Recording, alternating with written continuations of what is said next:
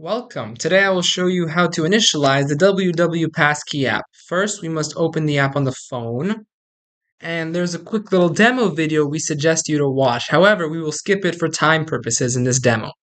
As you can see, there are two different options. You can create a new WWPass key, or you can restore it from backup.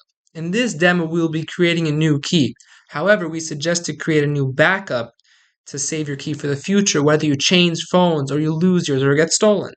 So now we'll create a new key, and it says to create a pin. This pin is very important because it is used to create the key and to connect it to your phone, but also you cannot change it in the future because of security reasons. So we suggest you create a strong pin. However, for the demo, we will be using a very simple one. And while creating the key, we have to note that this pin that we use is personalized to the key to the phone. When you install the app, you have a blank key, and once you type in the pin, you create a key to the phone. This is why when you transfer, let's say, a phone backup from an old one to a new one, you might lose the key because of the pin.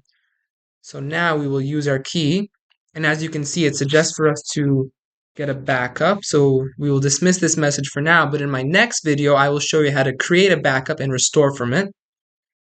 In the top left, in the hamburger menu, we can enable biometrics if we would like to. And finally, we will test this out on passhub. We'll open up the QR code, we will scan it, we will type in our PIN, and we are all good.